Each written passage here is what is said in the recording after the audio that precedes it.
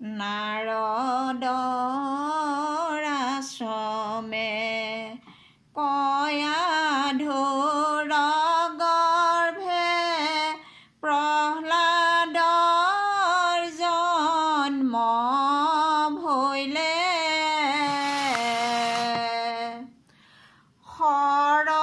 সৰগৰে পৰা দেৱতা সকলে পুষ্প বৃষ্টি কৰিলে নাৰদৰ আশ্ৰমে কয়াধুৰ গৰ্ভে প্ৰহ্লাদৰ জন্ম ভৈলে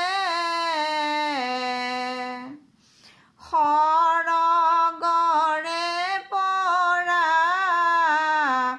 দেৱতা সকলে পুষ্প বৃষ্টি কৰিলে কয়াধুৰ শ্ৰেষ্ঠাত দৈত্যৰাজৰ মুখে নাৰায়ণ নাম বাজ ভৈলে সেই সময়তে কয়াধুৰ গৰ্ভে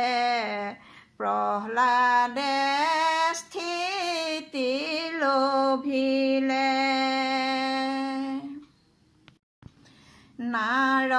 নাৰদৰ আশ্ৰমে কয়াধুৰ গৰ্ভে প্ৰহ্লাদৰ জন্ম ভৈলে সৰগৰে পৰা দেৱতা সকলে পুষ্প বৃষ্টি কৰিলে হিৰণ্যকশিপু তপস্যালে ওলালে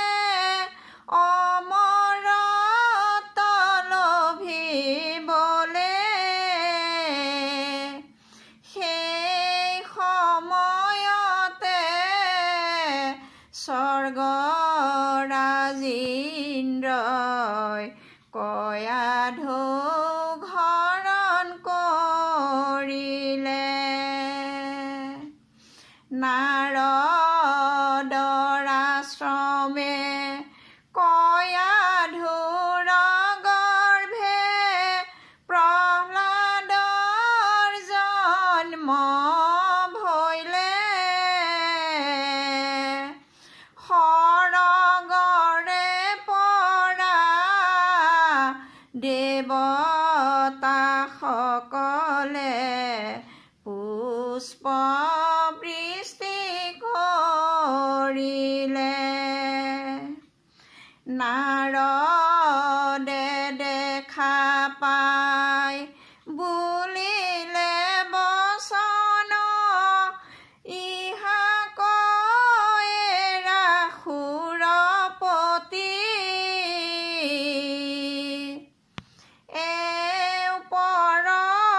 পৰশ্ৰী আৰু মহাসতী কৰিব নোৱাৰা ক্ষতি নাৰদৰ আশ্ৰমে কয়াধুৰ গৰ্ভে প্ৰহ্লাদৰ জন্ম ভৈলে সৰগৰে পৰা দেৱতা সকলে পুষ্প বৃষ্টি কৰিলে নাৰদে বুজালে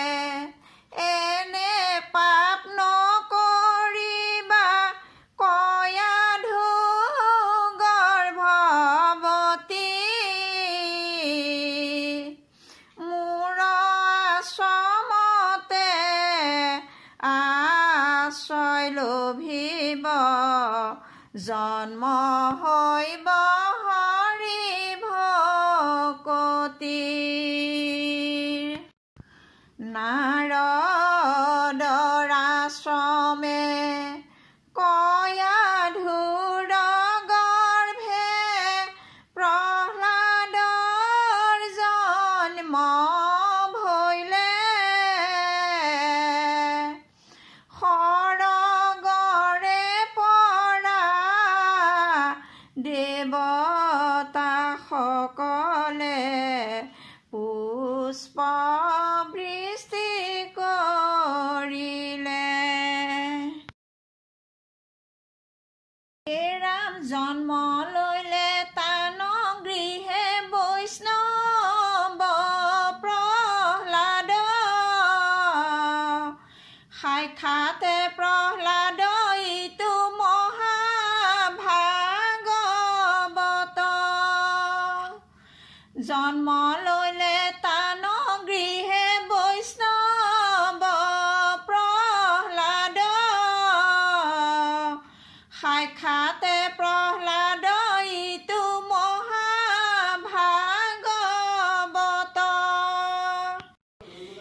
ৰাম কিনো ভাগ্য প্ৰহ্লাদ কুমাৰ বৈকুণ্ঠৰ পতি হৰিৰ ভক্ত ভৈলা যাৰ জন্ম লৈলে তান গৃহে বৈষ্ণৱ প্ৰহ্লাদ সাক্ষাতে প্ৰহ্লাদ ইটো মহাভাগৱত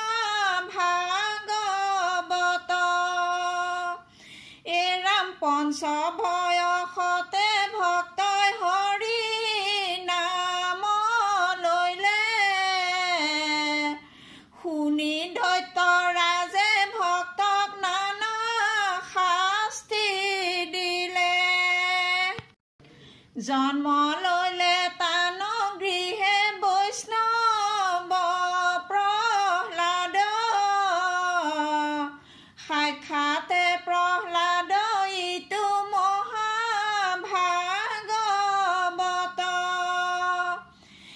ৰাম নৱবিধে ভক্তি কৰে প্ৰহ্লাদ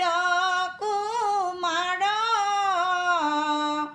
দেখি ক্ৰোধান্বিত আতি ভৈলা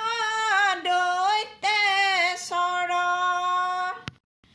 জন্ম লৈলে তান গৃহে বৈষ্ণৱ প্ৰহ্লাদ সাক্ষাতে প্ৰহ্লাদ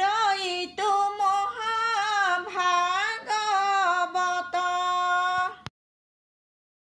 গঠন কৰ মোক দুৰ্জন পামৰ মুত পৰে কোন আছে জগত ঈশ্বৰ বিকঠন কৰ মোক দুৰ্জন পামৰ মুত পৰে কোন আছে জগত ঈশ্বৰ হৰি যদি হয় তোৰ জগত ঈশ্বৰ দেখা তেন্তে কৈত আছে পাপিষ্ঠ পামৰ বিকঠন কৰ মোক দুৰ্জন পামৰ মুত পৰে কোন আছে জগত ঈশ্বৰ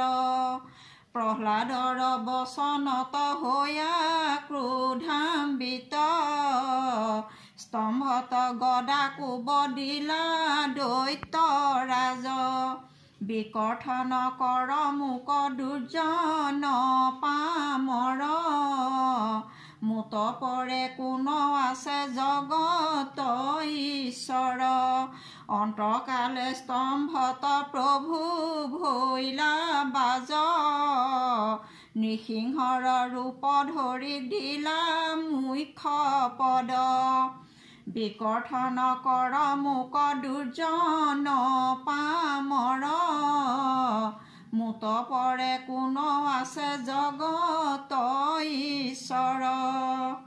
কিনো কৃপাময় দেৱ প্ৰভু যদুৰাই